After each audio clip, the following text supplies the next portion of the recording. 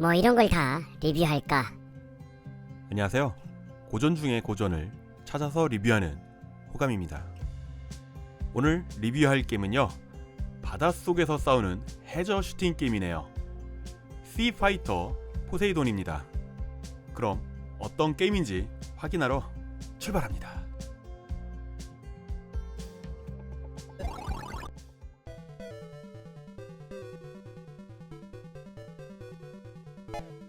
투명한 캡슐에 5명의 사람이 갇혀 있습니다. 인질이겠죠? 헬프 하는 거 보니까 우리는 저들을 구하러 가는 거고요. 씨 파이터 포세이돈, 이 게임은 1984년에 오락실에 등장했고요. 타이토에서 만들었습니다. 8방향 조이스틱을 지원하고요. 버튼은 2버튼을 이용합니다. 하나는 총알을 발사하는 거고요.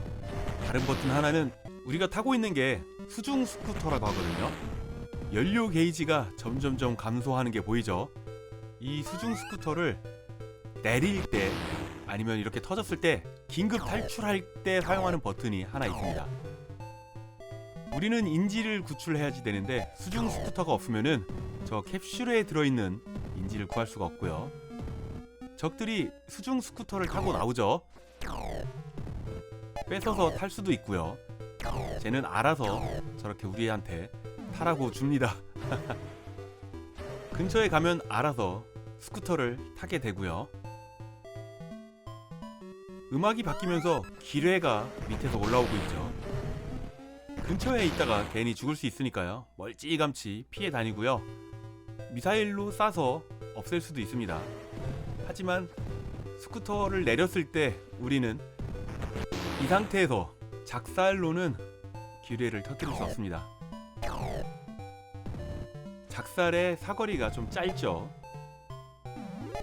수중 스쿠터로 적들을 치어서라고 할까요? 물속에서 치어서 없앨 수도 있고요. 상어도 스쿠터로 갖다 박으면은 우리가 이깁니다. 하지만 상단 부분이나 다리 쪽 그런 부분에 닿으면은 당연히 우리 목숨 하나 잃고요. 마지막 인지를 구했을 때는 스쿠터를 버리면서 스테이지를 끝내는 게 당시에는 묘하게 재미있는 부분 중에 하나였습니다. 인지를 다 구하면은 다음 스테이지로 가고 구출해야 할 인질이 늘어났죠. 5명에서 1명이 더 늘어나 6명인데 최대 8명까지 늘어나고 더 이상 늘어나진 않아요. 지금은 두 번째 스테이지인데 처음에 플레이했던 방식이 재미가 없어서 다시 플레이를 하면서 녹화를 한 영상을 이어서 보여드리는 겁니다. 그래서 점수가 차이가 있어요. 해저 화산 지역이죠. 이런 데는 그냥 빠르게 지나가주는 게 최고입니다. 우리가 화면에 3분의 2 지점으로 가면은 스쿠터가 빨라집니다. 그러면은 이런 위험한 지역은 우리가 빨리 지나갈 수 있어요. 해저 동굴이죠. 당연히 천장이나 바닥에 닿으면 목숨을 잃습니다. 피겨 판정도 이때 당시에는 굉장히 컸기 때문에 굉장히 조심스럽게 신경을 쓰시면서 동굴을 통과를 해야지 되고요. 해저 동굴 지역을 지나면은 이 게임의 보스가 등장을 합니다. 아이고, 미사일 같은 것에 맞으니까 우리가 캡슐에 갇혔는데요. 캡슐을 보스의 앞에 매달아 놓습니다. 전리품같이 우리를 매달고 다니나요? 다시 보스전을 할 줄 알았는데 아무 일 없었다는 듯이 스테이지 진행을 하고 있습니다. 이 게임은 무한 루프 게임입니다.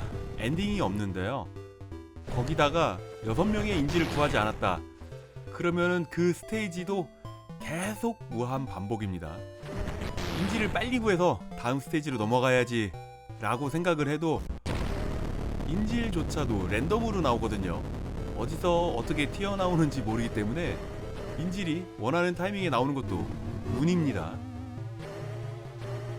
상어들이 나와봤자 이렇게 부딪히면 상어 무섭지 않고요. 상어의 색깔이 핑크입니다. 동굴 지역이 아니면은 오른쪽 상단 이 부분에서 이렇게 빠르게 진행을 해도 되고요. 그리고 총알은 계속 발사를 해주면 됩니다. 스쿠터가 이렇게 등장을 하기 때문에 나오자마자 없애려면은 총알을 쏘면서 앞으로 전진하면 되고요. 에너지가 없을 때는 당연히 상대편 스쿠터를 뺏어서 탈 수 있도록 총알을 발사 안 하고 이런 식으로 교환을 해주면 됩니다.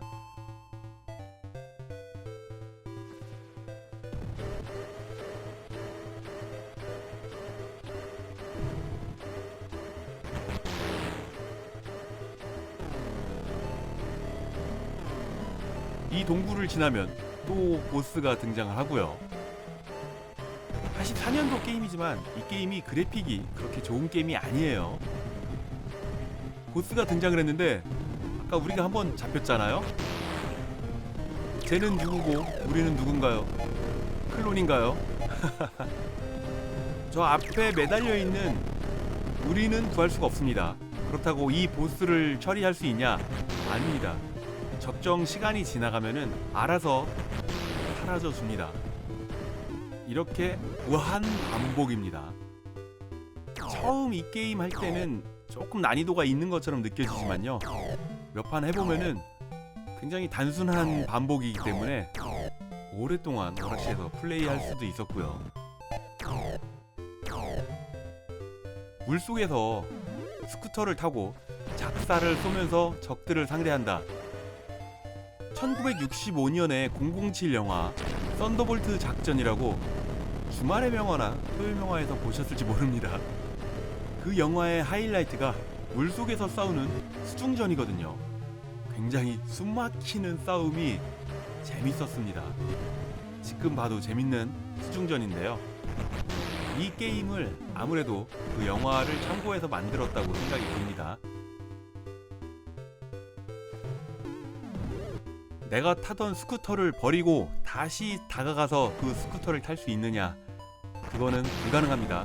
한번 버린 스쿠터는 다시 탈 수가 없더라고요. 좀 전에 보스전을 했을 때 우리랑 똑같이 생긴 클론을 잠수정 앞에 액세서리처럼 매달아 놨잖아요. 그러면은 우리가 또 한 번 잡히면은 두 마리를 달고 다닐까? 그 점이 궁금했거든요.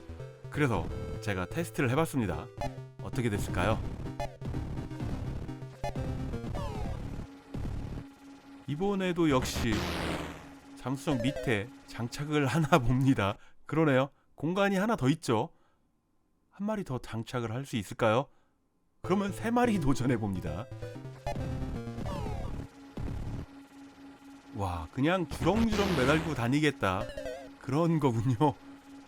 세 마리가 마지막일 것 같습니다. 공간이 없잖아요. 고전 중의 고전, 시파이터 포세이돈. 이번이 13번째 게임 리뷰입니다. 이 시리즈는 고전 게임이 바닥날 때까지 계속 리뷰를 하겠습니다. 원래는 83년도 오락실에 등장한 게임까지 리뷰하려고 했는데 1년 더 연장했습니다. 시간이 지날수록 조금씩 올라올지도 몰라요. 슈팅 게임이지만 바닷속을 배경으로 했다. 참신했습니다. 그래서인지 동네 오락실에서 인기는 그럭저럭 있는 편 중에 하나였고요. 그 당시 슈팅 게임 치고는 난이도도 낮은 편이기 때문에 초보들도 쉽게 접근을 할 수 있다.